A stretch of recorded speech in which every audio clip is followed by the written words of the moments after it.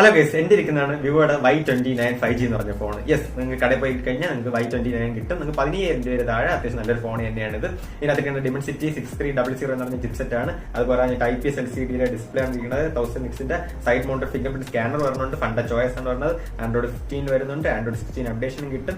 അതുപോലെ അത്യാവശ്യം കുഴപ്പമില്ലാതെ ക്യാമറ എടുക്കൊണ്ട് പിന്നെ ഇത് ലൈറ്റ് കത്തും ഗൈസ്. യെസ്, കോൾ വിളിച്ച ലൈറ്റ് കത്തും, ചാർജ് ഇട്ട ലൈറ്റ് കത്തും, ചാർജ് ചെയ്യുന്ന ലൈറ്റ് കത്തും. അതുപോലെ നിങ്ങൾക്ക് പെട്ടിക്കകത്ത് 44 വാട്ടിന്റെ ചാർജ് ഇട്ടിട്ടുണ്ട്. 5500 mAh ബാറ്ററി വരുന്നുണ്ട്. നല്ല കിടിലം ബാറ്ററി ലൈഫാണ് കേട്ടോ, കാര്യമായിട്ട് പറയാം. പിന്നെ ഏറ്റവും അത്ഭുതപ്പെടുത്തിയ കാര്യം എന്ന് പറഞ്ഞാൽ ഇതിനകത്ത് ഡ്യുവൽ സ്റ്റീരിയോ സ്പീക്കേഴ്സ് ആണ് ഇരിക്കുന്നത്.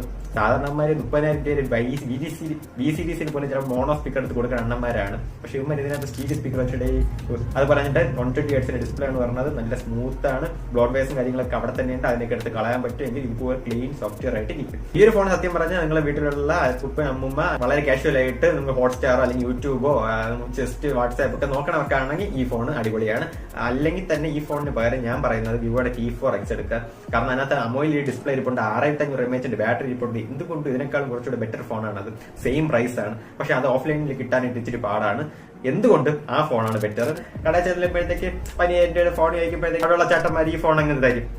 അപ്പൊ കുഴപ്പമില്ല, എടുത്തോണം. എന്തുകൊണ്ട് മറ്റേ സാംസങ് എടുക്കുന്നേക്കാളും ബെറ്റർ ആണ് കേട്ടോ. അതിന് പിന്നെ ചാർജർ പിന്നെ വാങ്ങണം. പിന്നെ ഒരു മാസം കഴിയുമ്പോഴത്തേക്ക് അല്ലെങ്കിൽ ഒരു വർഷം കഴിയുമ്പോഴത്തേക്ക് ഡിസ്പ്ലേ ഗ്രീനായിട്ട് വീണ്ടും സർവീസ് സെന്റർ കയറി ഇറങ്ങി ഇതിന്റെ സർവീസ് കിട്ടില്ലാണ് കേട്ടോ.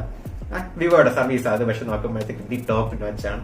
ഓക്കെ, അപ്പൊ അതാണ് എനിക്ക് പറയാനായിട്ടുള്ളത്. സോ എന്തുകൊണ്ട് വിവോ ആയതുകൊണ്ട് അത്യാവശ്യം കുഴപ്പമില്ലാത്തതാണ്. കാരണം കുറെ വർഷം ഫോൺ ഓടിക്കോളും, നല്ല ലാസ്റ്റ് ചെയ്യും. ഇതാണ് പെട്ടി. 3 കളറാണെന്ന് പറഞ്ഞത്, ടൈറ്റാനിയം ഗോൾഡ്, പിന്നെ ഡയമണ്ട് ബ്ലാക്ക്, ഗ്ലേഷ്യർ ബ്ലൂ. ഇതൊരു ഫുൾ വീഡിയോ ഞാൻ ചാനലിൽ ഇട്ടിരിക്കും കേട്ടാ, പോയി കണ്ടോ. ഇപ്പൊ ഒന്നുമില്ല, പ്രശ്നം വരും.